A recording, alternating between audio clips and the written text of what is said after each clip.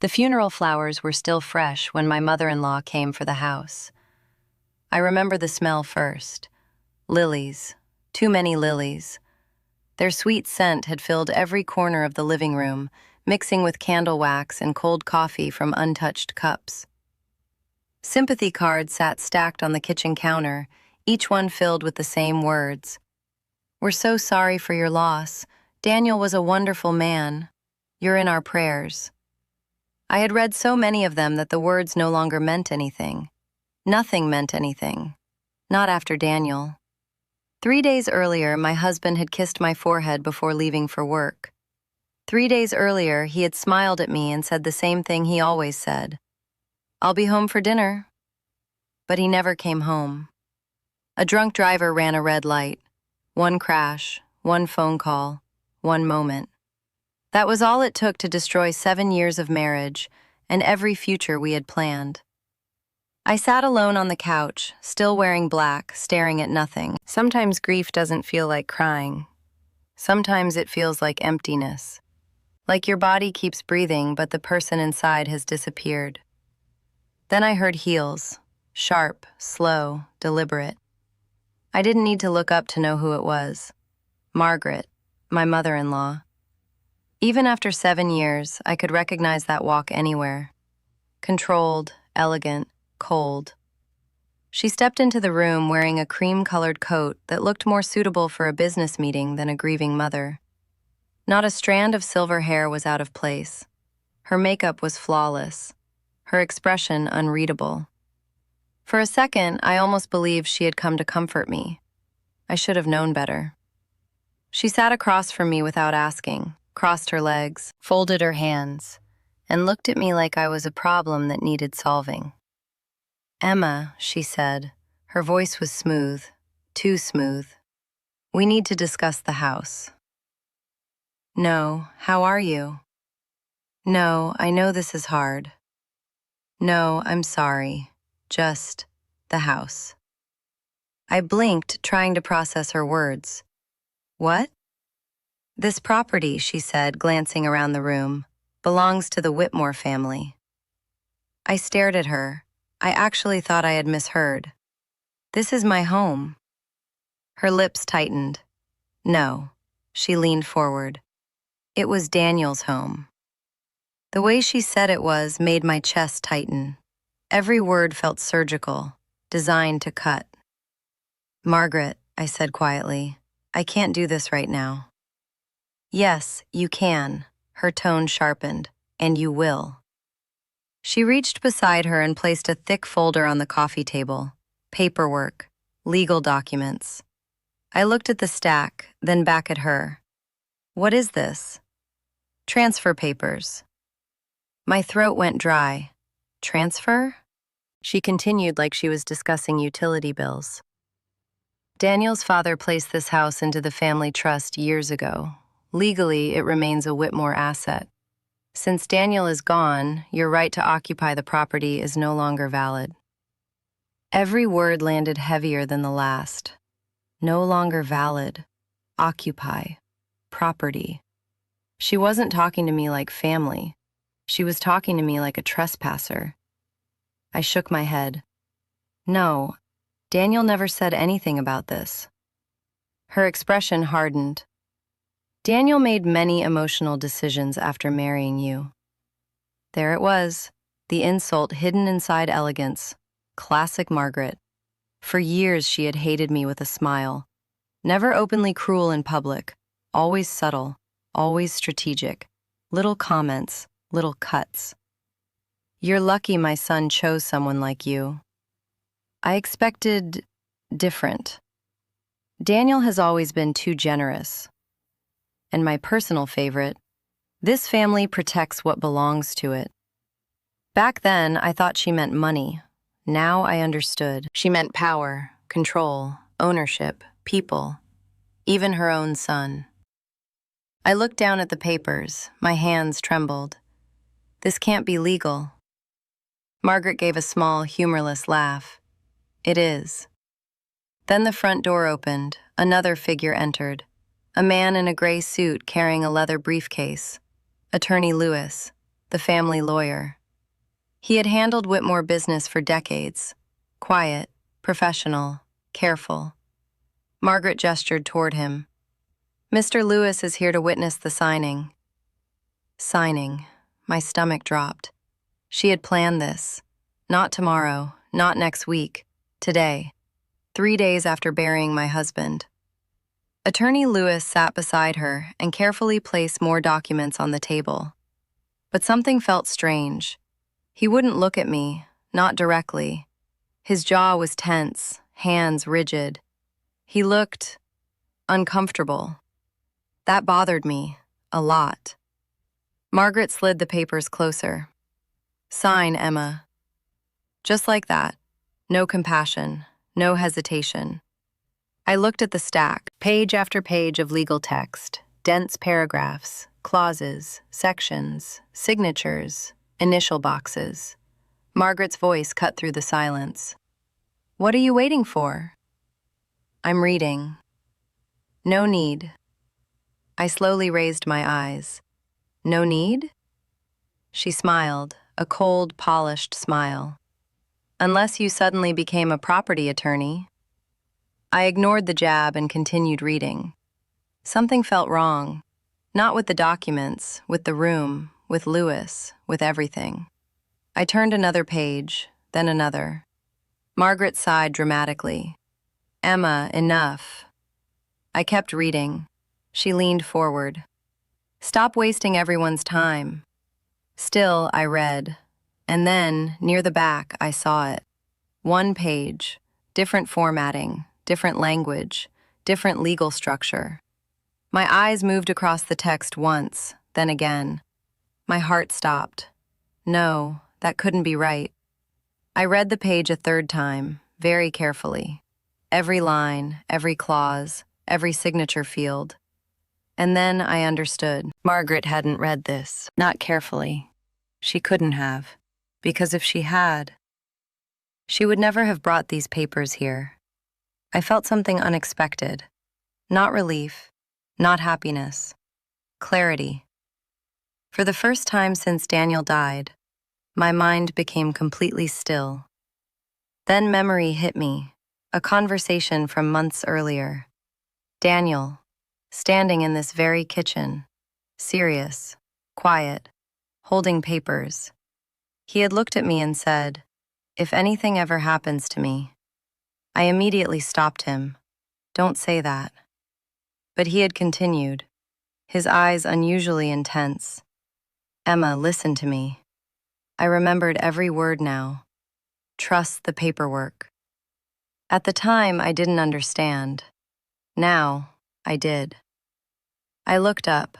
Margaret was impatient, annoyed, certain of victory. She thought grief had made me weak. She thought I was cornered. She thought this was over. I lowered my gaze, picked up the pen. Attorney Lewis finally looked at me, for just 1 second. His eyes changed. A warning? No, recognition. He knew. He knew I had seen it. Margaret crossed her arms. "Well," I signed.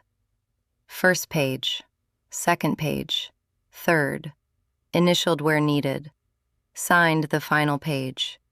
Every signature smooth, controlled, intentional. When I finished, Margaret snatched the documents.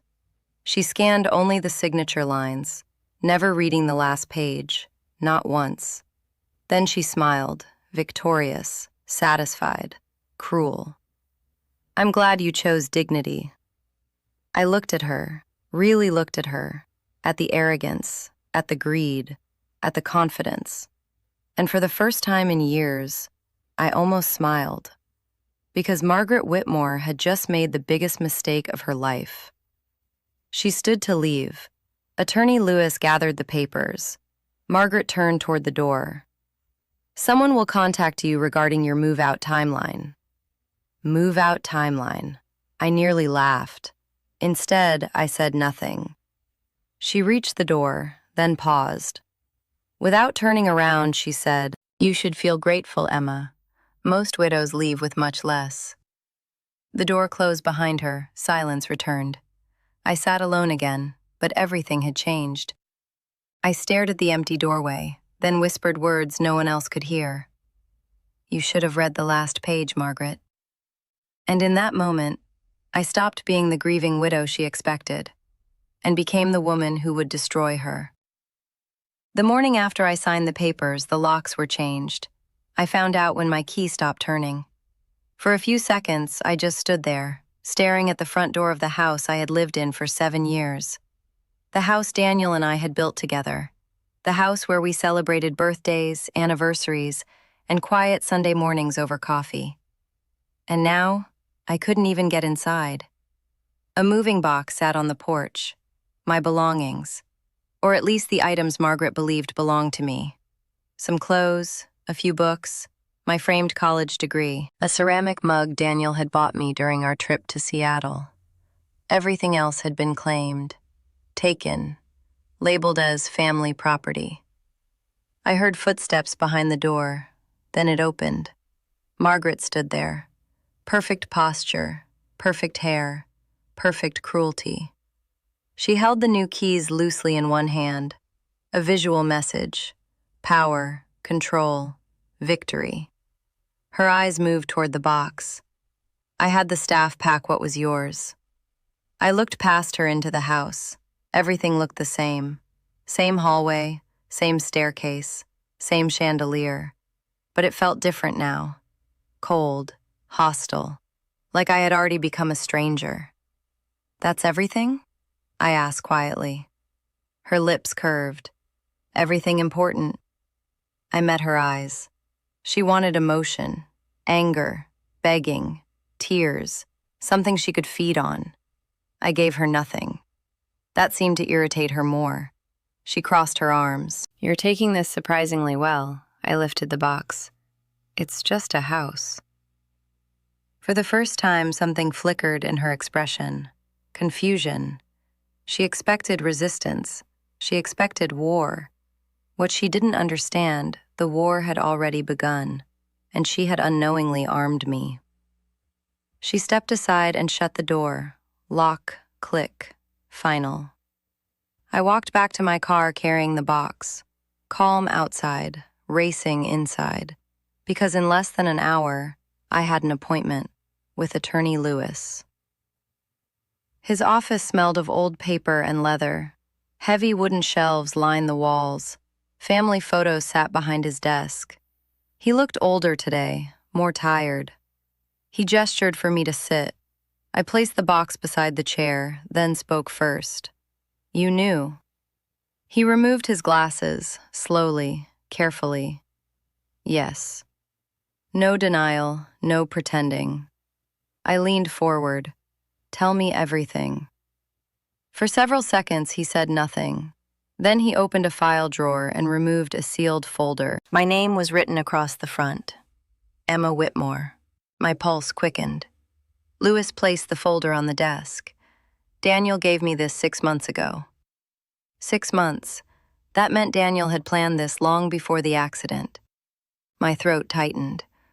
"Why?" Lewis looked at me. "Because he knew his mother." I said nothing. He continued. "Daniel discovered irregular transfers inside the family trust." "Money?" "Yes." "How much?" "Enough to concern him." Margaret, of course. Control had never been enough. She wanted more. Lewis opened the folder and slid documents toward me. Bank statements, trust records, property valuations, legal amendments. Then, a handwritten note, Daniel's handwriting. I recognized it instantly. My fingers trembled as I picked it up. The first line shattered me. "Emma, if you're reading this, something happened to me." Tears burned behind my eyes. I kept reading. "I wanted to tell you everything in person, but I knew you'd worry. Mom has been moving money. Not illegally, at least not yet, but she's preparing something, and I know her. If I die before she does, she will come after you." My breathing became shallow. Every word felt like Daniel was in the room, still protecting me, still thinking ahead, still loving me.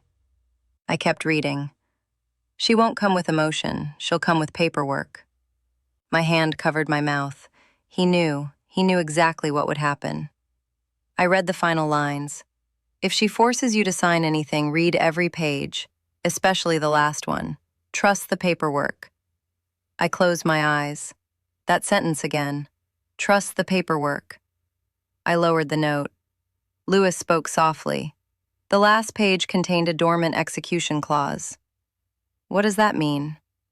It means the final page activates only under very specific conditions. What conditions?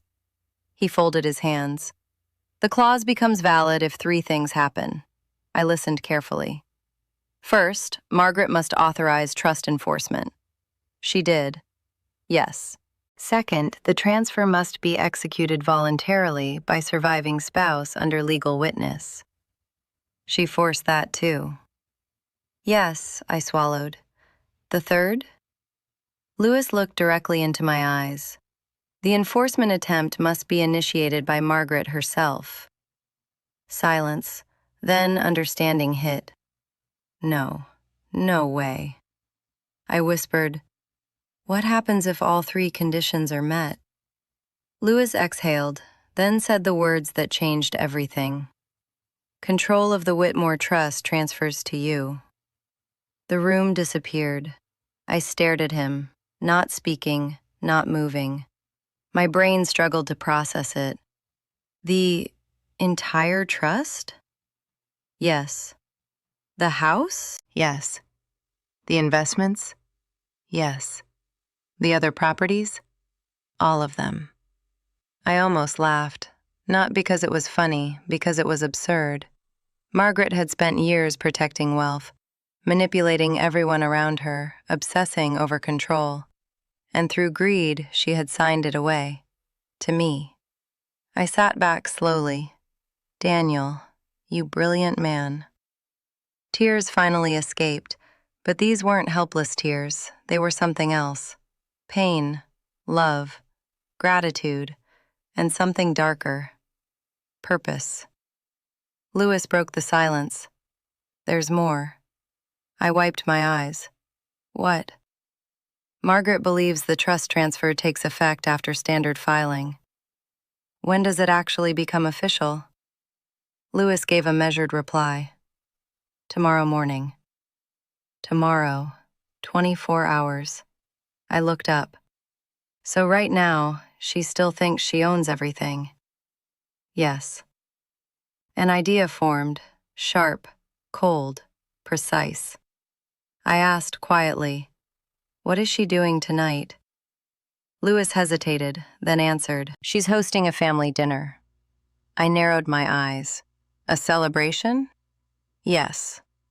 Celebrating my removal, celebrating victory, celebrating power she no longer had. I almost smiled. Margaret had always loved public humiliation. She enjoyed winning in front of an audience. Perfect. Because public victories create public defeats. I stood, picked up Daniel's note, held it against my chest. Lewis watched me carefully. What are you planning? I looked toward the window.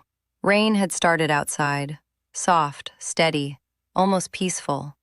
Then I answered, the same thing Margaret planned for me. Lewis frowned. What does that mean? I turned toward him. It means I'm not taking revenge in private. For the first time, a faint expression crossed his face. Understanding. I continued. She wanted witnesses when she destroyed me.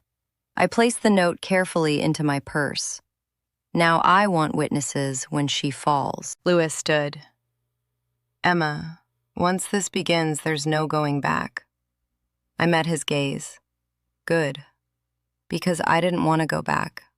Not to the woman who stayed quiet. Not to the woman who tolerated Margaret's cruelty.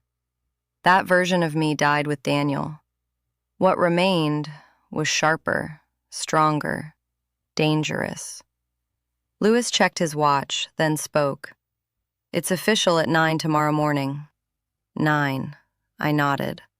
Prepare everything. For what?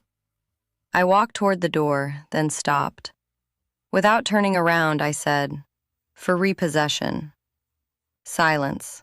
Then Lewis asked one final question. When do you want to do this?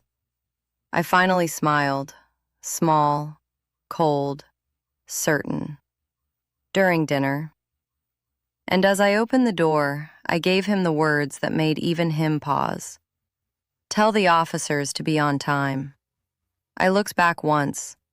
Tomorrow, I let the silence build, then finished. We take everything back. Margaret's dinner parties were famous. Everything had to be perfect. Perfect food, perfect flowers, perfect guests, perfect image. She treated reputation like currency. Every dinner was performance. Every smile was strategy. And tonight was no different. Crystal glasses reflected warm chandelier light. Silverware gleamed. Soft classical music played through hidden speakers. Relatives filled the dining room, laughing over expensive wine. Margaret stood at the center of it all, elegant, confident, radiant, victorious.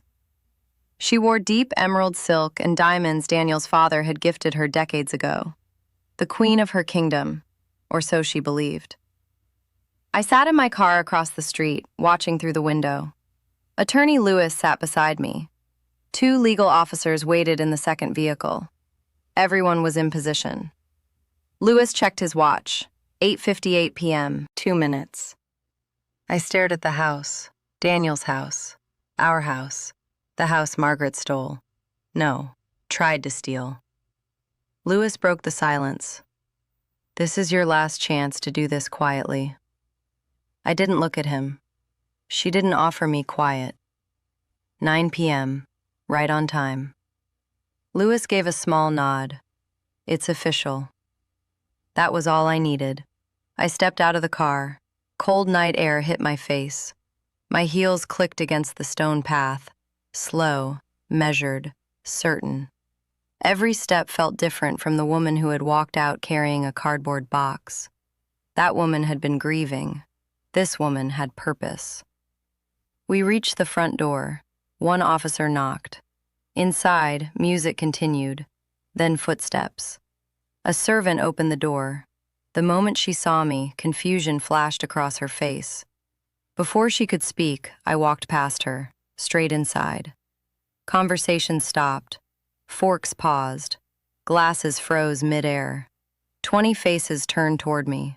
Silence spread across the room like fire. At the head of the table, Margaret. Her expression hardened instantly. For 1 second, she looked genuinely stunned. Then came anger. How dare you? Her voice cut through the room. I said nothing. She stood. Who let her in? No one answered. Her eyes moved to Attorney Lewis, then to the officers. Confusion replaced anger. What is this? Lewis stepped forward, professional as ever. Good evening, Margaret. Her face tightened. Why are you here? Lewis opened his briefcase, removed documents, calmly, methodically, too calmly. Margaret's confidence began to crack. She hated not knowing. She hated uncertainty. What is the meaning of this? Lewis unfolded the papers. His voice was steady. Mrs. Whitmore, I'm here regarding formal execution of the Whitmore Family Trust. She blinked, then laughed. Actually laughed. Oh, for heaven's sake. She waved a dismissive hand. If this is about Emma's removal, that matter is already settled. Lewis didn't react. No. One word, flat, controlled. No, Margaret. Something changed in the room.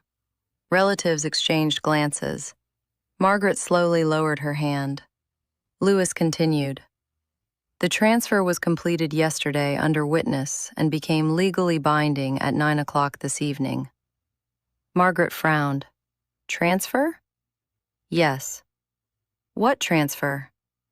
Lewis looked directly at her. The transfer of trust ownership. Silence. Then Margaret smiled, a dangerous smile. To whom? Lewis answered immediately. To Emma Whitmore. The room exploded into whispers. Margaret didn't move, didn't blink, didn't breathe. She stared at Lewis, then at me. then back at the documents. No. Just one word, but different now. Not confident. Afraid. No.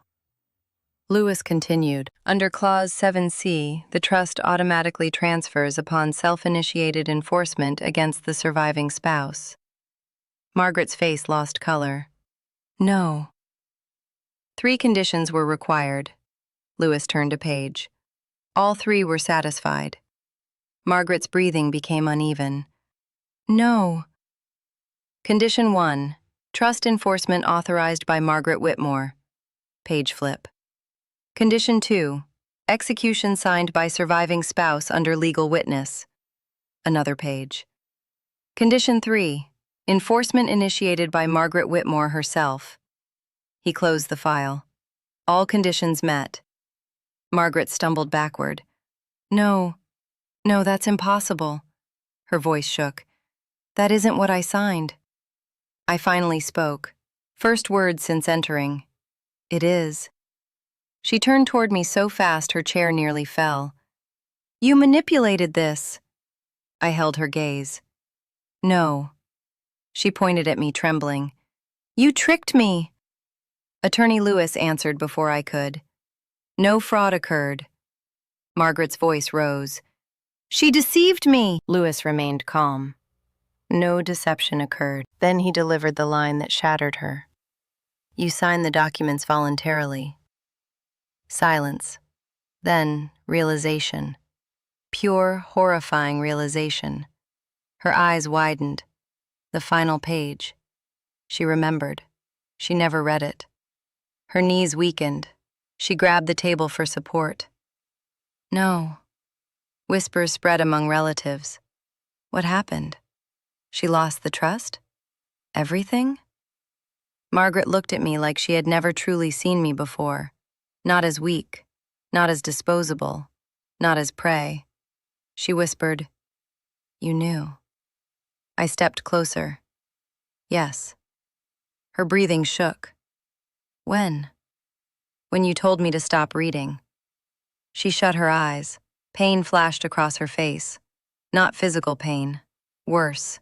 Ego, pride, control, all collapsing at once. She opened her eyes again, wild now, desperate. This was Daniel. Not a question, a statement. I nodded. Yes. Tears burned, but my voice stayed steady. He knew you. Margaret shook her head. No. He knew what mattered most to you. No. He knew you loved control more than family. Her lips trembled. I stepped closer. Every person in the room silent now, watching, listening, witnessing, exactly as she once wanted. I continued. He knew that if he died, my voice cracked slightly, you wouldn't come to comfort me. A tear slid down my face. You'd come for the assets. Margaret whispered, He betrayed me. I stared at her. No, I wiped my tears. You betrayed yourself. Silence. Then I gave her the truth she could never escape, the final blow. You didn't lose because I was smarter. I paused, let the room breathe, let the weight build, then finished. You lost because your greed made you blind. Margaret broke, not dramatically, not with screaming, something quieter, more devastating. She sank into her chair, empty, destroyed. The queen had fallen, and everyone saw it. Her power had depended on perception, control, fear, authority. Now all of it was gone. Relatives no longer looked at her with admiration. They looked with shock, suspicion, disappointment. The officers stepped forward. Lewis addressed me. Mrs. Whitmore, would you like to proceed with repossession? I looked around the house, memories everywhere. Daniel laughing in the kitchen, Daniel fixing the porch light, Daniel dancing badly in the living room. This wasn't about money, never was. It was about dignity, love, and truth. I turned to Lewis. Yes. Then I looked at Margaret, But something inside me had changed. The revenge was complete. There was no pleasure left in hurting her further, only clarity. So I said the last thing she expected. "I'm keeping the house." She said nothing. "I'm selling the vacation properties." Nothing. "I'm liquidating unnecessary assets." Still nothing. Then, "I'm creating a scholarship fund in Daniel's name." At that, she finally looked up, broken. Why? Because Daniel's legacy would now stand for generosity, not greed, love, not control. I walked toward the door, then stopped. Without turning back, I said quietly, "You forced me to sign those papers because you thought grief made me weak." I touched the doorway, the home Daniel loved. Then I delivered the final line. "You never understood something." Silence. Grief sharpens memory. I glanced back once.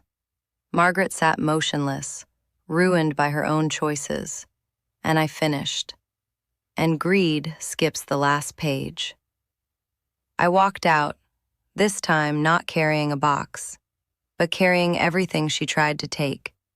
And for the first time since Daniel died, I felt peace.